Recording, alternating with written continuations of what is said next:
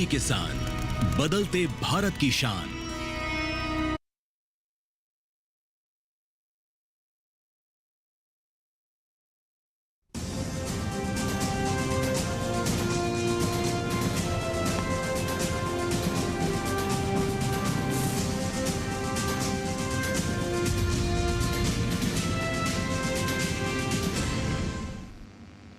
नमस्कार, स्वागत है आपका किसान समाचार में। मैं हूं रेशमा आपके साथ। आइए नजर डालते हैं इस वक्त की हेडलाइंस पर।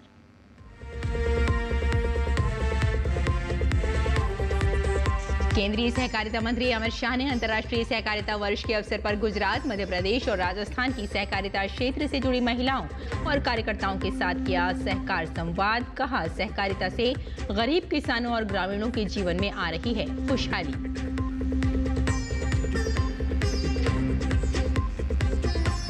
वनस्पति तेलों के नए रेगुलेशन ऑर्डर का ड्राफ्ट जारी। संबंधित पक्षों से 11 जुलाई तक मांगे सुझाव।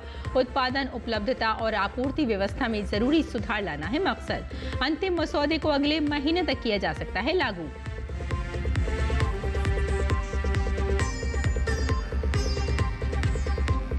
राष्ट्रीय मत्स्य किसान दिवस आज।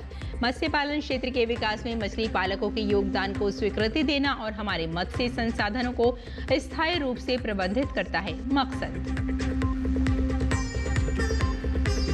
केंद्रीय कृषि मंत्री शिवराज सिंह चौहान ने कपास किसानों की समस्याओं के समाधान के लिए 11 जुलाई को कोयम्बटूर में बुलाई बैठक। कृषि मंत्रालय ने कपास की उत्पादकता और गुणवत्ता बढ़ाने के सुझाव के लिए टोल फ्री नंबर किया जारी।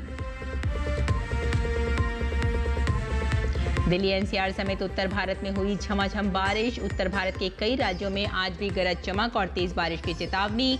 उत्तर प्रदेश और उत्तराखंड के कई इलाकों में भारी बारिश का अलर्ट। मध्य प्रदेश, छत्तीसगढ़ और विदर्भ में तेज बारिश का ऑरेंज अलर्ट।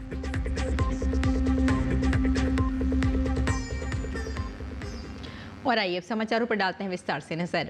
केंद्रीय गृह एवं सहकारिता मंत्री अमित शाह ने अंतर्राष्ट्रीय सहकारिता वर्ष के अवसर पर गुजरात, मध्य प्रदेश और राजस्थान की सहकारिता क्षेत्र से जुड़ी महिलाओं और अन्य सहकारी कार्यकर्ताओं के साथ सहकार संवाद किया। इस दौरान अमित शाह ने संवाद के जरिए प्राकृतिक खेती और देसी गायों एवं उनकी उपयोगिता पर भी महत्वपूर्ण सुझाव दिए। उन्होंने बताया, प्राकृतिक खेती न केवल शरीर को रोग मुक्त रखने में मदद करती है बल्कि कृषि उत्पादकता को भी बढ़ाती है।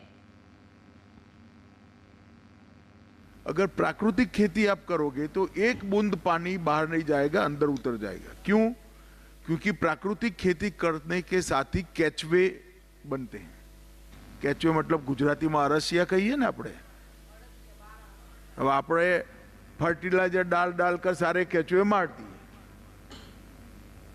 ये बड़े बड़े यूरिया के कारखाने डाले हैं, डीएपी के कारखाने डाले हैं, एमपीके के कारखाने डाले हैं, मगर हर केचवा यूरिया, डीएपी और एमपीके का स्वयं कारखाना है।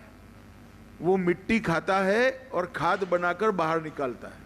और एक देसी गाय में 21 एकड़ का खेती हो सकता है। 21 एकड़ का सिर्फ एक गाय। इससे आपका उत्पादन भी बढ़ता है, खाने वाले की सेहत भी अच्छी होती है, धरती भी हमारी अच्छी हो जाती है, पानी का भी बचाव होता है। सभी प्रकार से प्राकृतिक खेती हमारा फायदा करती है। अमित शाह ने सहकारिता मंत्रालय के द्वारा देश भर में हो रहे विकास कार्यों की सराहना करते हुए कहा कि इससे गरीब किसानों और ग्रामीणों के जीवन में खुशहाली आ रही है। उन्होंने कहा कि जल्द ही वो देश में अन्य राज्यों की ऐसी 10 चौपालों को संबोधित करेंगे और चौपाल से मिलने वाले सुझावों पर अमल भी होगा। मैं जब गृह मंत्री बना तब सारे लोग मुझे कहते थे, बड़ा महत्वपूर्ण विभाग आपको मिल गया, देश का गृह मंत्री होना। सरदार पटेल साहब थे तो बहुत बड़ी बात होती है गृह मंत्रालय। मगर जिस दिन मुझे सहकारिता मंत्री बनाया उस दिन मैं मानता हूं कि गृह मंत्रालय से भी बड़ा डिपार्टमेंट मुझे मिल गया है, जो देश के गरीबों के लिए काम करता है, किसानों के लिए काम करता है, गांव के लिए काम करता है, बोल नहीं पाते ऐसे पशुओं के लिए काम करता है। मैं देश भर में 3-3 राज्यों की ऐसी 10 चौपालें लगाने वाला हूं, इसी प्रकार की खुलकर बात करना। और उसमें से आपके जो सुझाव आज कुछ आए हैं, ऐसे आएंगे, तो उसके आधार पर सहकारिता मंत्रालय का आगे का काम भी हम करेंगे। कुछ ऐसा लगता है तो मेरे नाम से मेरे घर के पते पर चिट्ठी भेज देना, मैं खुद पढ़ूंगा और आपको जवाब भी दूंगा। भारत सरकार वनस्पति तेलों से जुड़े नियम कायदों में व्यापक बदलाव लाने जा रही है। इसके लिए vegetable oil products production and availability regulation order 2025 का ड्राफ्ट जारी किया गया है और संबंधित पक्षों से 11 जुलाई तक सुझाव मांगे गए हैं।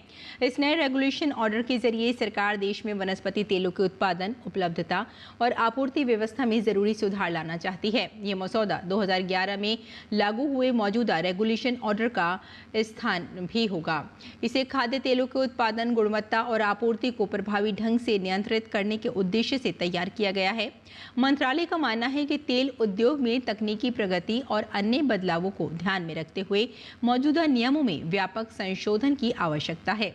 उपभोक्ता मामले, खाद्य एवं सार्वजनिक वितरण मंत्रालय का कहना है कि वनस्पति तेल क्षेत्र में पारदर्शिता और आत्मनिर्भरता सुनिश्चित करने के उद्देश्य से VOPPA रेगुलेशन 2025 का ड्राफ्ट तैयार किया गया है। मंत्रालय ने इस पर उद्योग से सुझाव आमंत्रित किए हैं और उनसे प्राप्त फीडबैक के आधार पर अंतिम मसौदे को अगले महीने तक लागू किया जा सकता है। गौरतलब है कि भारत में खाद्य तेलों की मांग लगातार बढ़ रही है और वर्तमान में देश अपनी ज़रूरत का लगभग 55 से 60% खाद्य तेल आयात करता है। इस स्थिति को बदलने के लिए सरकार ने हाल के वर्षों में राष्ट्रीय खाद्य तेल मिशन जैसी योजनाएं शुरू की हैं।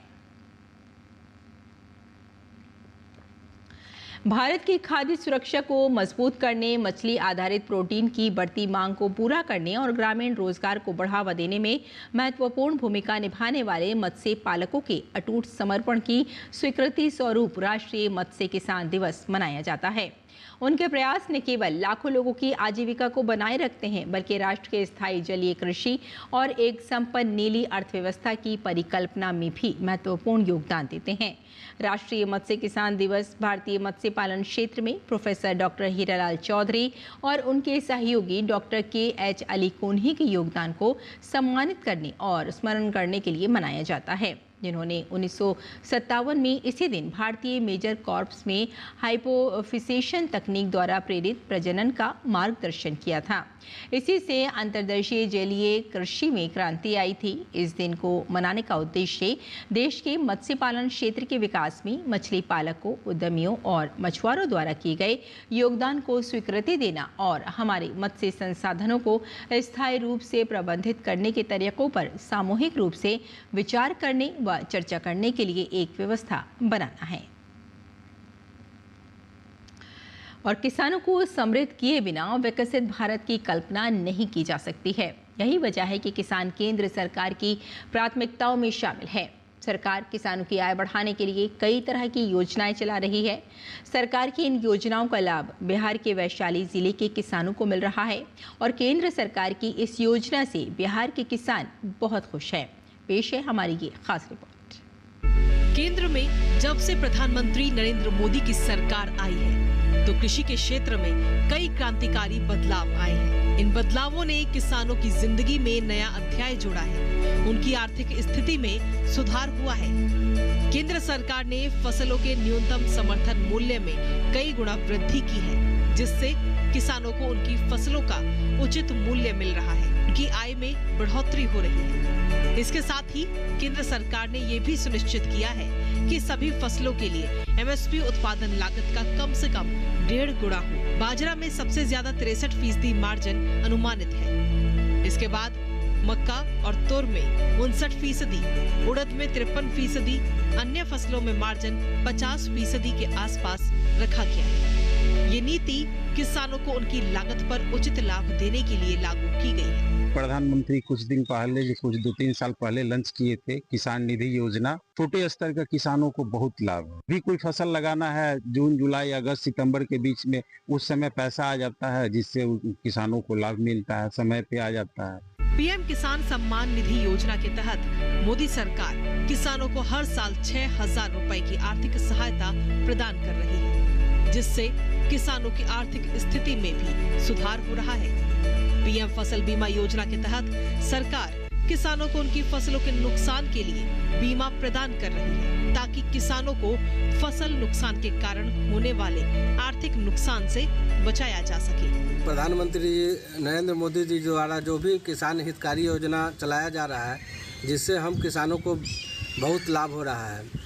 एमएसपी में बढ़ोतरी किया गया है, मक्का हो, ज्वार हो, सोयाबीन हो, गेहूं हो, ये सब जो भी पहले का फसल होता था, उस फसल का समर्थन मूल्य में माननीय प्रधानमंत्री जी ने सबका बढ़ावा किया है और जिससे हम किसानों को लाभ मिला है। हम खुद इससे ज़्यादा लाभान्वित हुए हैं, क्योंकि पहले से जो मुनाफा होता था उस मुनाफे में बढ़ोतरी कर दी गई है, जिससे मेरा परिवार खुशहाल हो रहा है और मेरी आर्थिक स्थिति मजबूत हो रही है। किसान क्रेडिट कार्ड योजना के तहत मोदी सरकार किसानों को आसानी से मामूली ब्याज दर पर ऋण उपलब्ध करा रही है। इससे किसानों को खेती के लिए पूंजी मिल रही है। इतना ही नहीं, सरकार किसानों को खेती के साथ साथ पशुपालन और मत्स्य पालन से भी जोड़ रही है, ताकि उनकी आजीविका में सुधार हो सके। मोदी सरकार के 11 साल के कार्यकाल में किसानों की आर्थिक स्थिति में काफी सुधार हुआ है। अब किसान खेती करने में अधिक आत्मविश्वास महसूस कर रहे हैं। साथ ही परंपरागत खेती के लिए व्यावसायिक खेती पर भी जोर दे रहे हैं। ब्यूरो रिपोर्ट, डीडी किसान। और केंद्रीय कृषि मंत्री शिवराज सिंह चौहान ने देश में कपास उत्पादन बढ़ाने और कपास किसानों की समस्या के समाधान के लिए कोयम्बटूर में 11 जुलाई को बैठक बुलाई है। इस बैठक में कपास उत्पादक किसानों के प्रतिनिधि, किसान संगठनों के प्रतिनिधि, ICAR के जाने माने सभी वैज्ञानिक, स्वयं DG ICAR, कपास उत्पादक राज्यों के कृषि मंत्रीगण, राज्य सरकार के अधिकारीगण, कपास उद्योग से जुड़े हुए प्रतिनिधि और कृषि विश्वविद्यालयों के लोग भी रहेंगे। कृषि मंत्रालय ने कपास की उत्पादकता, गुणवत्ता बढ़ाने के लिए टोल फ्री नंबर 1800-1801-551 जारी किया है। इस नंबर पर आने वाले सुझावों से कपास के उत्पादन को बढ़ाने के लिए मदद मिलेगी। हमारा संकल्प है कपास का उत्पादन बढ़ाना, उत्पादन में आने वाली लागत को घटाना, अच्छे बीज, जलवायु अनुकूल जो हो और वायरस अटैक का मुकाबला कर सकें।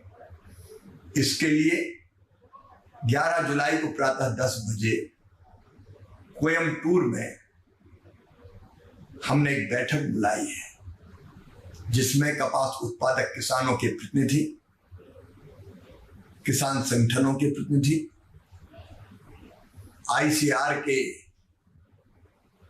जाने माने सभी वैज्ञानिक, स्वयं DG ICAR, कपास उत्पादक राज्यों के कृषि मंत्रीगण, राज्य सरकार के अधिकारीगण और कपास उद्योग से, काटन उद्योग से जुड़े हुए प्रतिनिधि, एग्रीकल्चर यूनिवर्सिटीज के लोग भी रहेंगे। और देश भर में खाद्य सुरक्षा को लेकर सख्त रुख अपनाते हुए भारतीय खाद्य सुरक्षा और मानक प्राधिकरण FSSAI ने सभी ई-कॉमर्स प्लेटफॉर्म को निर्देश दिया है कि वे अपने संपूर्ण आपूर्ति श्रृंखला में खाद्य सुरक्षा और स्वच्छता मानकों को कड़ाई से पालन करें। FSSAI की बैठक में CEO जो कमला वर्धन राव ने 70 से अधिक प्रमुख ई-कॉमर्स कंपनियों के प्रतिनिधियों को स्पष्ट संदेश दिया है कि किसी भी प्रकार की लापरवाही को गंभीरता से लिया जाएगा और सख्त कार्रवाई की जाएगी। बैठक का मुख्य उद्देश्य ई-कॉमर्स खाद्य आपूर्ति श्रृंखला में हर स्तर पर सुरक्षा और स्वच्छता की निगरानी को मजबूत करना था। इस दौरान FSSAI ने कई जरूरी निर्देश जारी किए। अब सभी ई-कॉमर्स प्लेटफॉर्म को उपभोक्ताओं को दी जाने वाली रसीद, चालान और कैश मेमो पर FSSAI लाइसेंस पंजीकरण संख्या को स्पष्ट रूप से प्रदर्शित करना अनिवार्य किया गया है।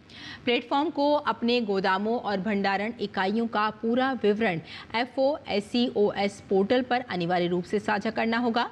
सभी गोदामों और स्टोरेज सुविधाओं की साफ सफाई की निगरानी की जाएगी और उनकी तस्वीरें FOSCOS पोर्टल पर नियमित रूप से अपलोड करनी होंगी। उपभोक्ता दस्तावेजों पर फूड सेफ्टी कनेक्ट ऐप से संबंधित जानकारी प्रदर्शित करने के भी निर्देश दिए गए हैं। FSSAI का ये कदम ये सुनिश्चित करने की दिशा में एक निर्णायक पहल है कि उपभोक्ता चाहे पारंपरिक दुकानों से खरीदारी करें या ऑनलाइन माध्यम से, उन्हें हर हाल में सुरक्षित और गुणवत्तापूर्ण खाद्य उत्पाद मिले। भारत के ग्रुप कैप्टन शुभांशु शुक्ला को अंतर्राष्ट्रीय अंतरिक्ष स्टेशन गए 14 दिन पूरे हो चुके हैं, लेकिन एक्सियम 4 मिशन के चारों अंतरिक्ष यात्री फिलहाल पृथ्वी पर लौटते नहीं दिख रहे हैं। शुभांशु समेत चारों अंतरिक्ष यात्री 14 दिन के लिए अंतर्राष्ट्रीय अंतरिक्ष स्टेशन के लिए गए थे। यूरोपीय अंतरिक्ष एजेंसी ने जानकारी दी है कि दल की वापसी अब 14 जुलाई से पहले संभव नहीं है। वहीं एक्सियम स्पेस ने मिशन के 14वें दिन का अपडेट जारी करते हुए बताया कि शुक्ला समेत पूरा दल अनुसंधान गतिविधियों की एक विस्तृत श्रृंखला में व्यस्त है। ग्रुप कैप्टन शुभांशु शुक्ला ने सूक्ष्म गुरुत्व में बीज अंकुरण, सूक्ष्म शैवालों और क्रॉप जेनेटिक्स से जुड़े कई प्रयोग किए हैं, जो भविष्य में अंतरिक्ष में टिकाऊ खेती और जीवन समर्थन प्रणालियों के लिए बेहद अहम माने जा रहे हैं। फैल्कन रॉकेट द्वारा space x dragon capsule grace 25 जून को लॉन्च हुआ था और 26 जून को अंतर्राष्ट्रीय अंतरिक्ष स्टेशन से जुड़ा। शुक्ला सहित मिशन दल ने 27 जून से वैज्ञानिक कार्य शुरू किए, जो अब 60 प्रयोगों तक पहुंच चुके हैं, जिनमें से कई इसरो, नासा के सहयोग से हैं। केंद्रीय विद्युत मंत्री मनोहर लाल ने नई दिल्ली स्थित यशोभूमि सम्मेलन केंद्र में चल रहे इंडिया एनर्जी स्टोरेज वीक 2025 के दौरान एनर्जी स्टोरेज और ग्रीन हाइड्रोजन विषय पर एक सम्मेलन को संबोधित किया। इस अवसर पर उन्होंने कहा कि भारत सरकार लगातार राष्ट्रीय हरित हाइड्रोजन मिशन के लक्ष्य की ओर अपने कदम तेजी से बढ़ा रही है। उन्होंने ऊर्जा भंडारण के क्षेत्र में निजी कंपनियों को भी आगे आने का आह्वान किया।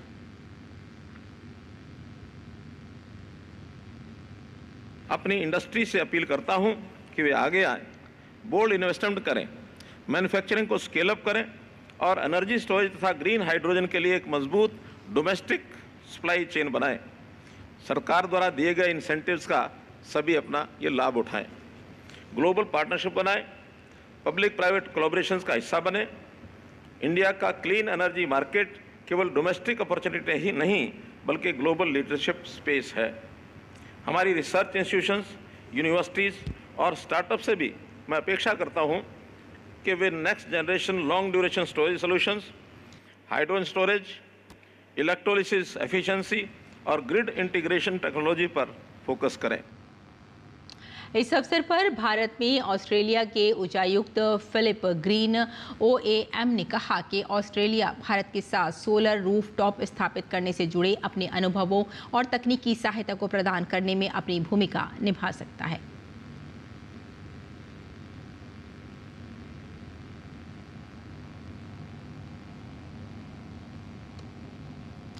और मौसम की बात करें तो कल दोपहर से दिल्ली NCR समेत उत्तर भारत के तमाम क्षेत्रों में शुरू हुआ बारिश का सिलसिला आज भी जारी रहने की उम्मीद है। मौसम विभाग ने आज भी उत्तर भारत के कई राज्यों में गरज चमक और तेज बारिश की चेतावनी जारी की है।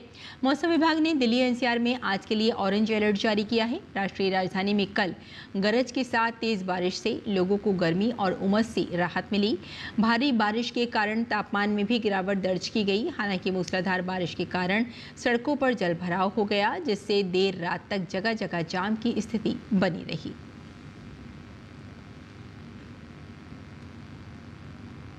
वहीं अगर उत्तर प्रदेश की बात करें तो मौसम विभाग ने 13 जुलाई तक राज्य के अधिकांश हिस्सों में भारी बारिश का अलर्ट जारी किया है। राज्य के कई हिस्सों में आज दोपहर से गरज चमक के साथ तेज बारिश की संभावना है। पूर्वी और पश्चिमी जिलों में आज तूफान और तेज बारिश की चेतावनी जारी की गई है।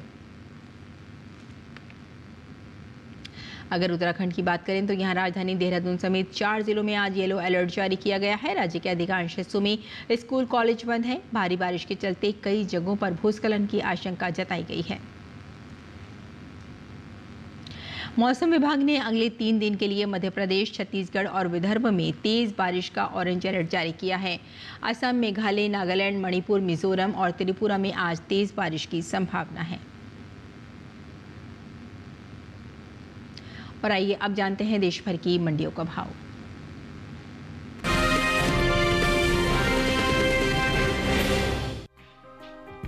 मंडियों में इन दिनों सोयाबीन की आवक सामान्य देखने को मिल रही है। बात हाजिर भाव की करें तो एकमार्क नेट के मुताबिक उत्तर प्रदेश की महरौनी मंडी में 8 जुलाई को सोयाबीन का भाव रहा 4,000 रुपए। 9 जुलाई को इसके भाव में कोई बदलाव नहीं हुआ और भाव 4,000 रुपए पर बना रहा। राजस्थान की कोटा मंडी में इस दौरान सोयाबीन के सौदे गिरावट के साथ हुए। यहाँ 8 जुलाई को सोयाबीन का भाव था 4,200 रुपए। 9 जुलाई को इसके सौदों में 30 रुपए की नरमी आई और भाव हो गया 4,170 रुपए। वहीं बात गुजरात की करें तो यहाँ की धोराजी मंडी में बुधवार के दिन पीली सोयाबीन का भाव रहा 4,000 रुपए। जेतपुर मंडी में सोयाबीन 3,950 रुपए पर बिकी, जबकि राज्य की ही मुडासा मंडी में पीली सोयाबीन के सौदे 4,215 रुपए पर हुए। 28 मई 2025 को कैबिनेट ने खरीफ फसलों के न्यूनतम समर्थन मूल्य यानी MSP को मंजूरी दी थी। प्रधानमंत्री श्री नरेंद्र मोदी की अध्यक्षता में आर्थिक मामलों की मंत्रिमंडलीय समिति ने विपणन सीजन 2025-26 के लिए 14 खरीफ फसलों के न्यूनतम समर्थन मूल्य में बढ़ोतरी की। सरकार के इस फैसले से किसानों को उनकी फसलों का उचित दाम मिलेगा, साथ ही आय में भी वृद्धि होगी। पीली सोयाबीन की MSP साल 2024-25 के दौरान 4,892 रुपए प्रति क्विंटल थी, जिसकी MSP साल 2025-26 के दौरान 436 रुपए बढ़ाकर 5,328 रुपए प्रति क्विंटल तय की गई है। बता दें कि कृषि एवं किसान कल्याण मंत्रालय की ओर से साल 2024-25 के कृषि फसलों के तीसरे अग्रिम अनुमान को जारी किया गया है, जिसके मुताबिक साल 2024-25 के दौरान खरीफ सोयाबीन की पैदावार में बढ़ोतरी हो सकती है, जिसका असर सोयाबीन के बाजार भाव पर पड़ सकता है। साल 2024-25 के दौरान खरीफ सोयाबीन की उपज 151.80 लाख टन होने का अनुमान है, जबकि बीते साल इस दौरान खरीफ सोयाबीन की उपज 130,62,000 टन रही थी।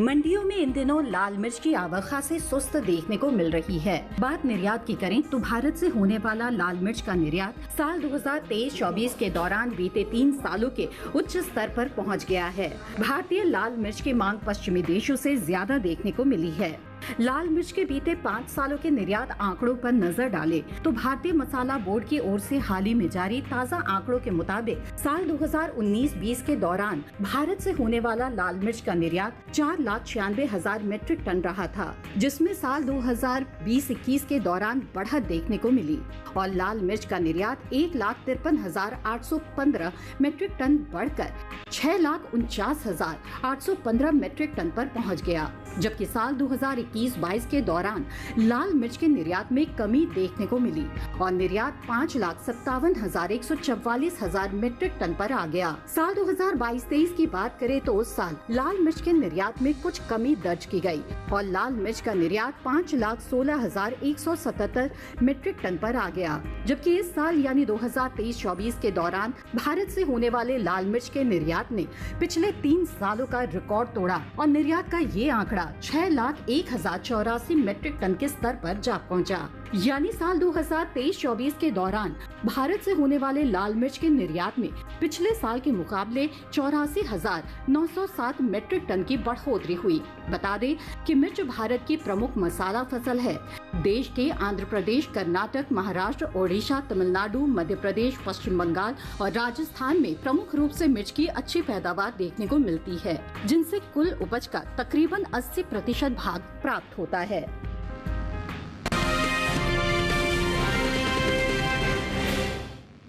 और किसान इस मौसम में कैसे रखें अपनी खेती का ख्याल, आइए जान लेते हैं। नमस्कार, आप देख रहे हैं डीडी किसान। मैं हूं AI कृष और आज हम भारत के विभिन्न राज्यों में होने वाली खेती किसानी से संबंधित सलाहों के बारे में पूरी जानकारी देंगे। जम्मू कश्मीर के उपोष्ण कटिबंधीय इलाकों में किसान मक्के के खेतों में बारिश का पानी जमा न होने दें। यहाँ के मध्यवर्ती इलाकों के किसान कद्दू वर्गीय सब्जियों और टमाटर के पौधों को गिरने से बचाने के उपाय कर लें। हिमाचल प्रदेश के मध्य पर्वतीय इलाकों में किसान खीरों को गिरने से बचाने के उपाय कर लें। साथ ही यहाँ के किसान मक्के के खेतों में उचित जल निकासी की व्यवस्था बनाए रखें।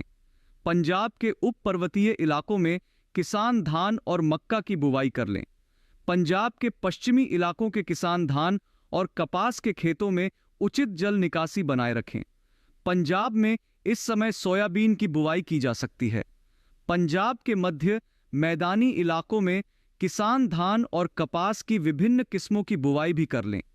पंजाब में ही इस मौसम में मूंगफली की बुवाई भी की जा सकती है। हरियाणा के किसान ग्वार और बाजरा की बुवाई कर लें। यहाँ इस समय धान की बुवाई भी की जा सकती है। हरियाणा में ही किसान कपास के खेतों में पानी जमा ना होने दें। दिल्ली में इस समय धान की बुवाई की जा सकती है।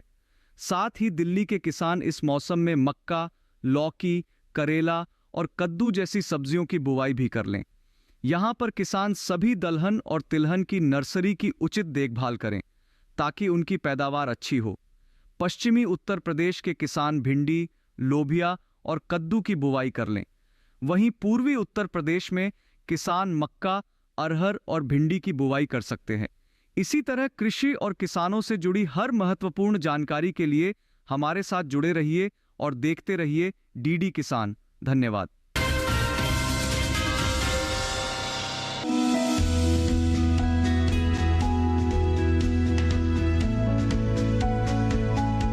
टमाटर के लिए जीवांश वाली बलुई दोमट और दोमट मिट्टी इसके लिए ज्यादा उपयुक्त होती है। 1 हेक्टेयर बुआई के लिए सामान्य किस्म का 400 से 500 ग्राम बीज चाहिए, जबकि संकर किस्म का 150 से 200 ग्राम बीज ही पर्याप्त होगा। जिन किसानों की पौध तैयार हो गई है वो अब इसकी रुपाई कर ले। रुपाई के लिए खेत को अच्छी तरह जोतकर मिट्टी को भुरभुरा बना ले और क्यारियां तैयार कर ले। हर क्यारी 0.75 मीटर चौड़ी और जरूरत के हिसाब से 5 से 10 मीटर लंबी हो सकती है। ध्यान रहे कि सीमित बढ़वार वाली फसल के लिए कतार से कतार के बीच की दूरी 60 सेंटीमीटर और पौध से पौध की दूरी 45 सेंटीमीटर होनी चाहिए, जबकि असीमित बढ़वार वाली फसलों में कतार से कतार की दूरी 75 सेंटीमीटर और पौध से पौध के बीच की दूरी 50 सेंटीमीटर होनी चाहिए। रुपाई दोपहर बाद करना ज्यादा बेहतर रहेगा। रुपाई के तुरंत बाद जरूरत हो तो हल्की सिंचाई कर दे। बाद में जब भी आवश्यक हो तो पानी देते रहे। खरपतवार नियंत्रण के लिए समय समय पर निराई गुड़ाई करते रहे। टमाटर में कई तरह की बीमारियां भी लग सकती है।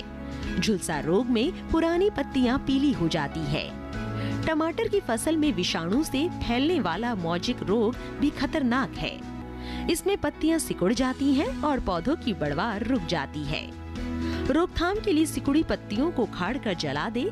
टमाटर में पत्ती, तना और फल भेदक कीट लगते हैं। इससे ग्रसित पत्तियां गिर जाती हैं।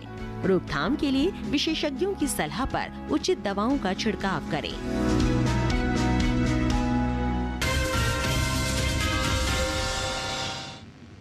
और खेती किसानी के साथ साथ आइए नजर डाल लेते हैं कुछ और महत्वपूर्ण खबरों पर। खास खबर में प्रधानमंत्री नरेंद्र मोदी घाना, त्रिनिदाद और टोबैगो, अर्जेंटीना, ब्राजील और नामीबिया की 5 देशों की सफल यात्रा के बाद स्वदेश लौटे। 8 दिन की यात्रा में पीएम मोदी को 4 देशों ने अपने सर्वोच्च सम्मान से सम्मानित किया। वहीं उन्होंने 3 देशों के संसद के संयुक्त सत्र को संबोधित किया।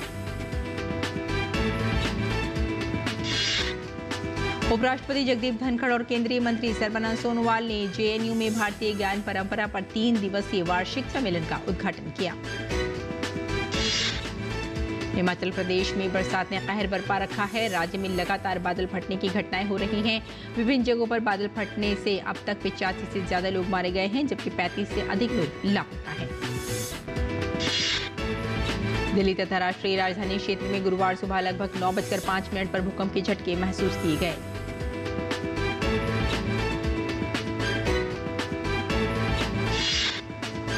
रिक्टर पैमाने पर भूकंप की तीव्रता 4.4 मापी गई और इसका केंद्र दिल्ली के नजदीक हरियाणा के झज्जर में था। भूकंप से अभी तक जानमाल के नुकसान की कोई सूचना नहीं है। गुरु पूर्णिमा के अवसर पर दिल्ली के बिरला मंदिर में श्रद्धालु बड़ी संख्या में पहुंचे।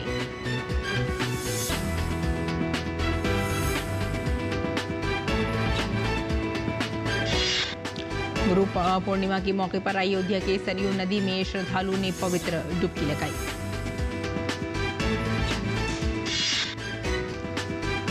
तो आइए अब नजर डाल लेते हैं चलते चलते हेडलाइंस पर।